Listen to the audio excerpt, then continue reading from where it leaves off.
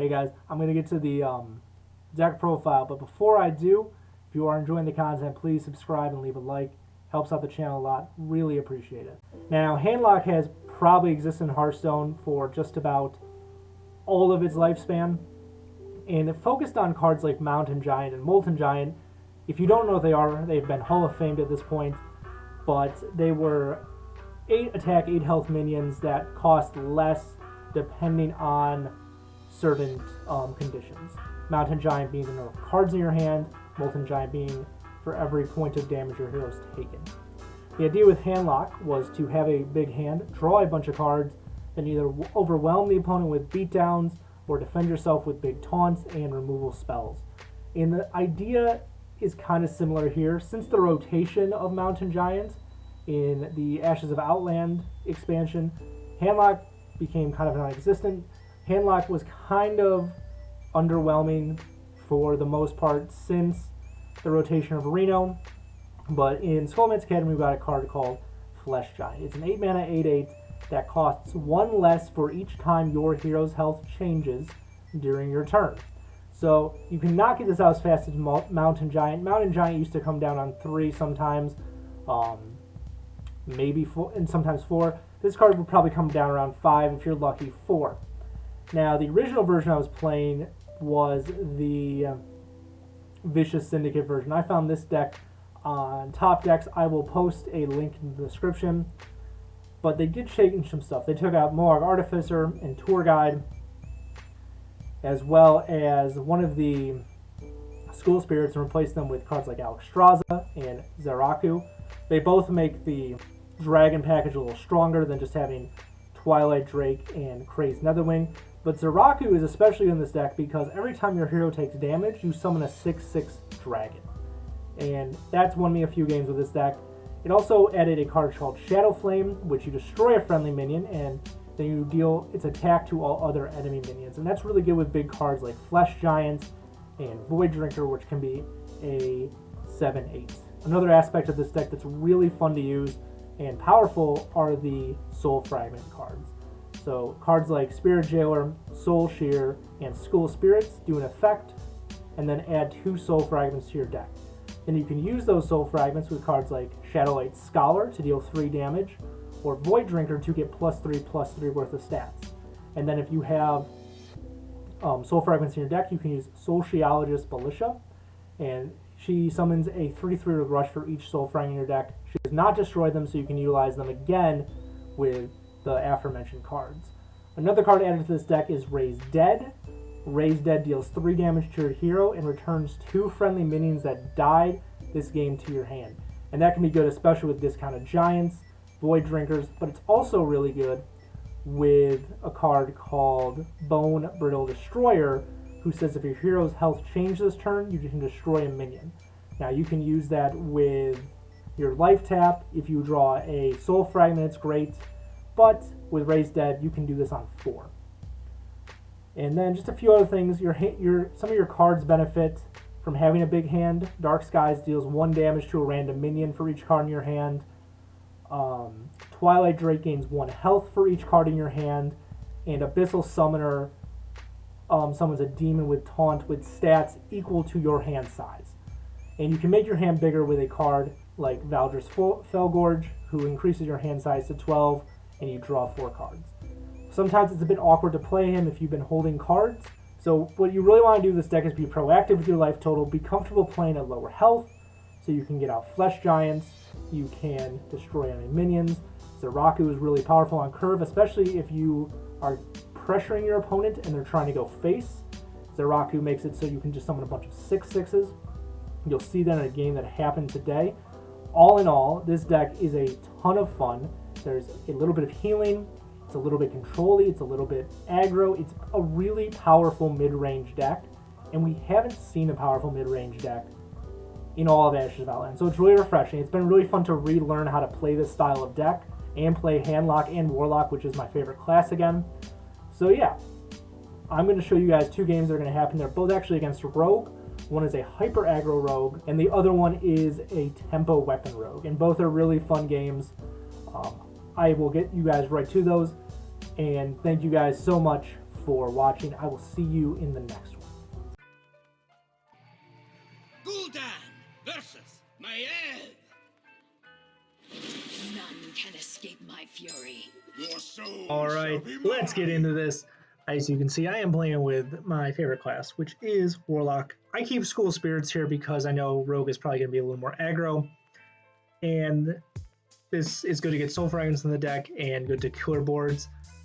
I don't get any more proactive plays on turn 1 or 2. I guess I can play another Breath on 2, but turn 1 is definitely no-go. He's going to play Southsea Deckhand for on a naked board. He can't use charge with it, which is good. So we're just going to tap. We're going to chill. Still nothing terribly good to do, so School Spirits looks like the most attractive play. And he's going to just dagger up and hit me in the face for 3, which is fine. That's no worries to me. I want to kind of manipulate my health total anyways. And we're going to just cast School Spirits, because my thought here is I have a curve play now.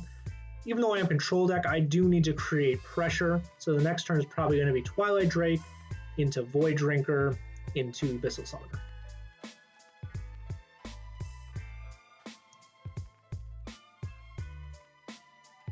And I know this is Rogue. He's been pretty aggressive, so I don't want to not protect my face, but I do need to make his health total hit 0, because if I don't, then I'm going to lose. He's going to play a Blazing Battle Mage and dagger up again. Pretty weak turns, to be honest. So we're just going to put down a Twilight Drake. It's going to become a 4/7. It's going to have a hard time doing this, especially if he's a lower curve deck, because those lower curve decks don't really run cards like Flick.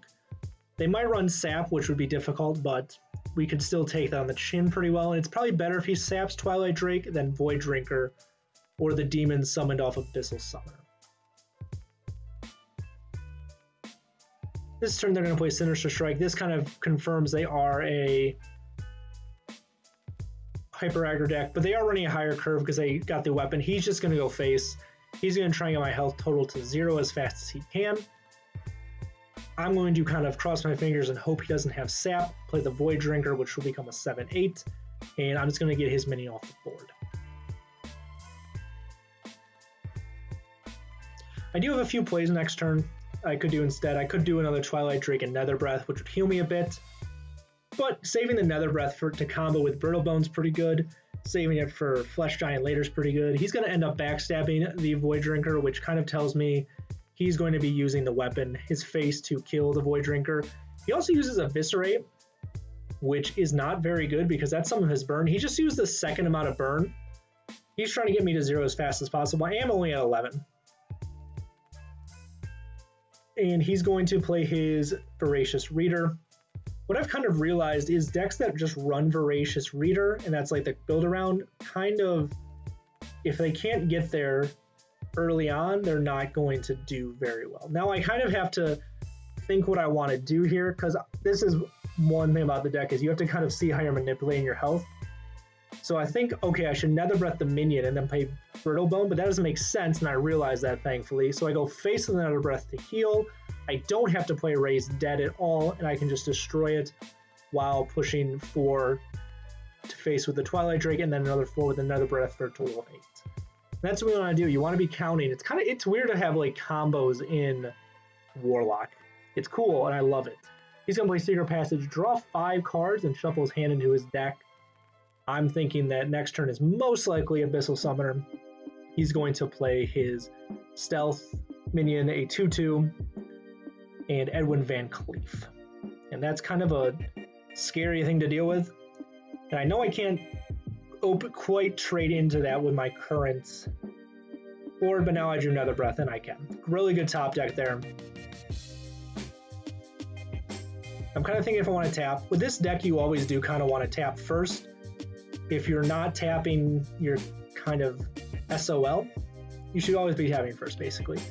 And I'm thinking the reason I played Raised Dead there is so I could play another 7/8. Last time he traded his face into it, which is pretty good.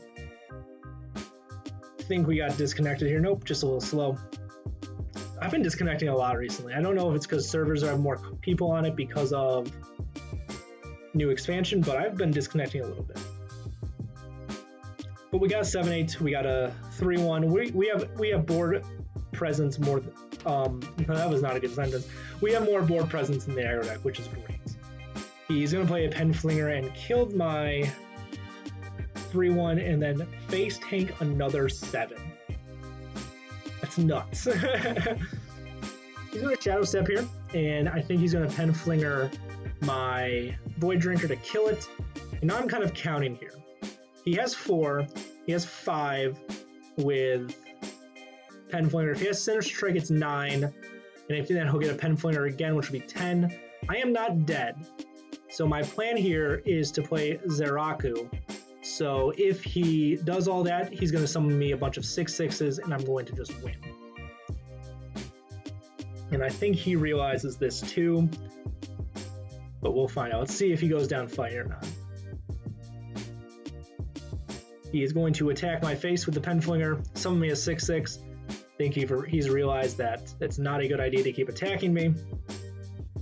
And he concedes. This deck is just nuts. It's really fun. Gul'dan versus Valera. Watch your back. Your soul. And against another rogue, we're going to be playing against a more tempo version. Now, what you really want to do in this deck is mulligan for Soul Shard stuff. And we have Soul Shard stuff. We have Dark Skies if we need it. And we just got another Soul Shard generator, so I'm calling them shards. They are soul fragments. And we're going to shuffle 2 in our deck with Spirit Jailer, because they're not trapped. They're our friends. And a 1/3 is kind of weird for him to deal with, right? So we're just going to tap. There's nothing else we need to do. And power up that Dark Skies. And we do another Spirit Jailer. It feels really weird running a 1/3 in a Warlock deck that can do control-y things, because we haven't run Voidwalker for a while. He's going to coin out Self-Sharpening Blade. Say that 3 times fast. He's going to backstab and trade into it, which is a bit unfortunate. And every time he attacks with that Self-Sharpening Blade, it's going to get 1 attack. So this is a Weapon Tempo Rogue. Weapon Tempo Rogue. We're going to tap and play another Spirit Jailer. Shuffle 2 more into our deck. Especially now with the Soul Sheologist, it's going to be really powerful turn. He actually gets Deadly Poison here. And he's going to go right for the face, which is the correct play. I don't know why you would ever train to a 1/3 as an aggressive deck. He's going to draw 2 with Cutting Class. This is a deck I really want to try, and I've seen some builds of it. I'm missing a few legendaries though, but you know, maybe over vacation I open a few packs and I get one. We are going to draw a Soul Fragment, unfortunately. I want as many in my deck so I can fight for board with, like I said, Soul Sheologist. So the idea here is to trade. I could have cleared with the Soul Shear, but if I trade in, I can just School Spirits, which is really good. And I don't really mind taking another. I'm going to take 11 over the course of the next 2 turns, which I don't particularly mind. I have healing, and I have more removal. And this is where Dark Skies comes in really well. He gets 9, 7 worth of stats. I heal for 2, which is nice. Discounts my Flesh Giant, and I'm kind of like looking, is there a way I can play both? I think the answer on this turn is no, because I can play Raise Dead into Nether Breath into Dark Skies, which will only discount it by 2, and I'd have no mana.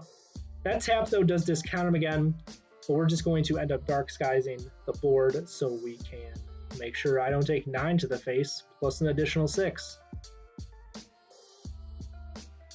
We do want to manipulate our health total, but we really want to do it on our terms, not the aggressor's terms.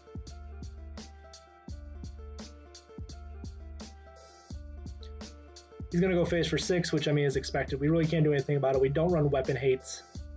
He's just going to play tempo out of 3/2, which is fine by me, and combo out the Scimitar. We get another Soul Shear, which we're going to play immediately. We could discount this down to 0 with a tap and a Raise Dead, but that deals 5 to us, so we're just going to tap. We should, like I said before, we should always be tapping first. Playing a Giant for 1, I mean, that's never a bad deal. But are we going to heal? Because if we use it... So here's one of the misplays. I didn't make 2 misplays here. what I should have done, instead of just nether breathing the minion, I should have nether breathed his face and then soul sheared his minion. So that was one of my misplays. I make a second one a little later. So just be aware of how you're manipulating your health, because nether breath can go face. So, and that's going to be a tick off of your giant. So that's a good example of when to manipulate health correctly and incorrectly. At the end of the day, though, it doesn't matter. We haven't. So. And I think he's thinking of how to deal this. I do know that kind of based off what he does, and that's the next misplay I make. I know he has something he can target this with. I should know it's sap. Unfortunately, I don't do much about it.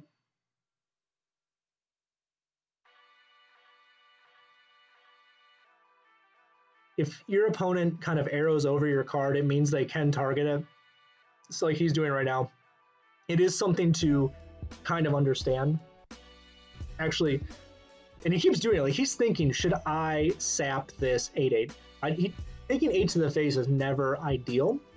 He decides not to. And again, I should have kind of realized that, okay, he probably can target something. I play a taunt anyways, and I get a 7/7. Which, at the end of it, it's not terrible, because I can still hit him in the face for 8. I think you could make a case for sapping so you could create more aggression. He is going to summon his Dr. Kravnaugh and buff his weapon. I do get a Soul Shard, which is great. I get a Crazed Netherwing, not so great. I did heal, so my Brittle Bone is active, but I'm going to shuffle more Soul Fragments into my deck. And that's the next misplay I make. I miscount. I want to play the Taunt again, because I know that it's a good play and it protects my face. But I miscounted how much mana I had. But I'm going to play a 4/8 to keep setting up that pressure. It's not lethal, because even if he saps my 8/8, I can only push 7 with the Crazed Netherwing, but I don't have a dragon in my hand. So that was a pretty weak play, but he's going to concede. Guys, thanks for watching. Like and subscribe. I'll see you in the next one.